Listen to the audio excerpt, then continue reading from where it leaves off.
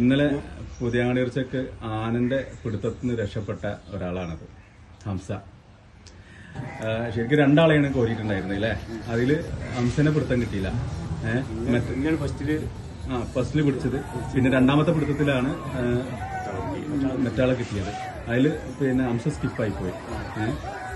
സംഭവം പിന്നെ ഏകദേശം എത്ര മണിയായിട്ടുണ്ടാവും സംഭവിച്ചത്?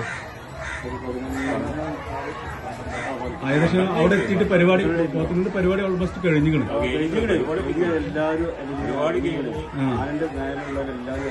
എല്ലാരും ഇറങ്ങിയിരിക്കണം.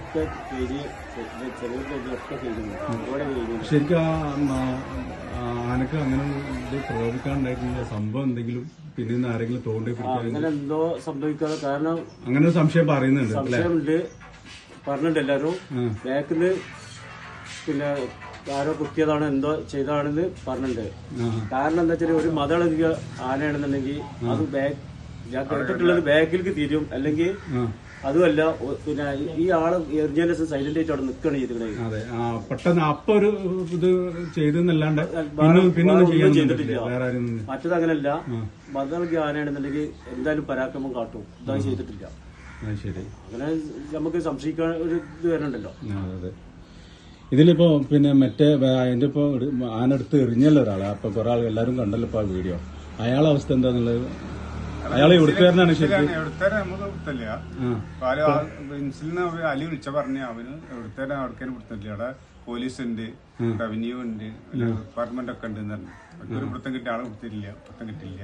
ഒരു വോയിസ് ഇട്ടുണ്ട്. ആളെ അവസ്ഥ സീരിയസ് ആണ്. സീരിയസ് വെച്ചാല് പിന്നെ സംസാരിക്കണമൊന്നുമില്ല, ബോധമൊന്നുമില്ല. തലച്ചോറിന് ബ്ലഡ് ഒക്കെ വരുന്നത് വെന്റിലേറ്ററിലാണല്ലേ? ശരിക്ക് ഹംസ ശരിക്കും നല്ലൊരു ഭാഗ്യവാനാണ്. ഭയങ്കരമായിട്ട് രക്ഷപ്പെട്ടു തന്നെ പറയാം. എന്താ ആ ഒരു നിമിഷത്തിനെ പറ്റിയിട്ട് വേറെ എന്തെങ്കിലും പറയണ്ട?